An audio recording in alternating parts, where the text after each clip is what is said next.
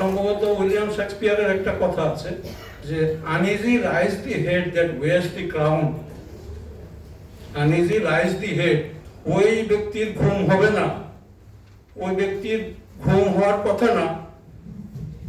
Uneasy rise the head মানে তার স্বস্তি, তার শান্তি, তার যে স্থিরতা, দৃঢ়তা, এগুলো নষ্ট হয়ে যাবে। দ্যাট ওয়ার্স দি ক্রাউন, যে মাথায় তাজ পরানো আছে, যে মাথায় মুকুট পরানো আছে, সেই মাথার স্বস্তি শেষ, তার মধ্যে আর শান্তির সুযোগ থাকবে না যতদিন না তিনি সেই দায়িত্ব শেষ সমাপনের দিন পর্যন্ত সেই দায়িত্বটা সুচারুরূপে পালন না করতে পারছেন।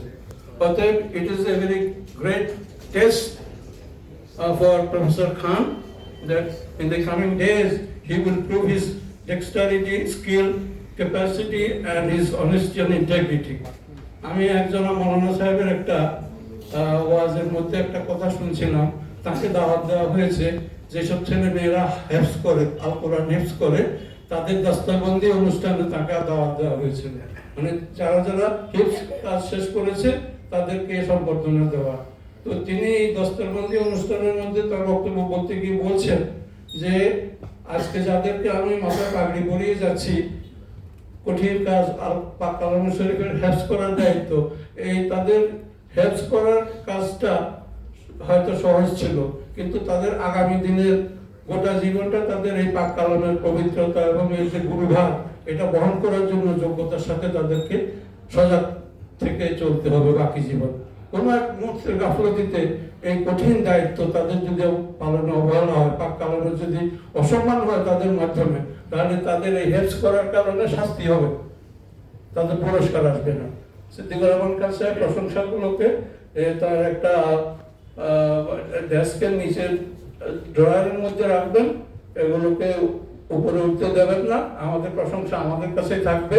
ওনার স্ত্রী যেভাবে তাকে অকুণ্ঠভাবে একটা কৃতজ্ঞতা এবং তার যে সুখের স্মৃতি এবং দায়িত্বের বিষয়, এটা যেরকম ভাবে এখানে উপস্থাপন করলেন, আমার মনে হয় যে এটা খুব কম স্বামীর পক্ষে জোটে।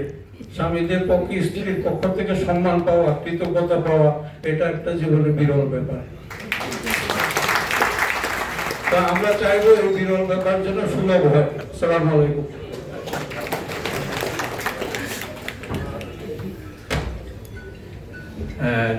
ধন্যবাদ স্যার। এই বিষয়ে রাষ্ট্র যেহেতু প্র্যাকটিস করছে স্যার, আর বিরল হবে না এখন, আশা রাখি এটা ঘরে ঘরে এখন শুরু হবে।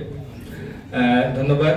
আমি আবারও কয়েকটি নাম উল্লেখ করতে চাই যে আমাদের মাঝে উর্দু বিভাগের শিক্ষক অধ্যাপক ডক্টর গোলাম রব্বানী আমাদের মাঝে এসে যুক্ত হয়েছেন। আমি ডক্টর খন্দকার আলমগীর ভাইকে দেখতে পাচ্ছি এবং ডক্টর মোহাম্মদ আলমগীর ভাই আমাদের আলমনি অ্যাসোসিয়েশনের জ্যেষ্ঠ মেম্বার, যারা আমাদের মাঝে এসে যুক্ত হয়েছেন। ধন্যবাদ আমাদের বিভাগের শ্রদ্ধেয় শিক্ষকবৃন্দ, অ্যালামনাসবৃন্দ, প্রিয় শিক্ষকবৃন্দ এবং আমাদের মাঝে বিভাগের শিক্ষক অধ্যাপক ডক্টর মোহাম্মদ হুমায়ুন কবির, উনিও এসেছেন, আমরা আপনাকে স্বাগত জানাই। এ পর্যায়ে আমাদের মাঝে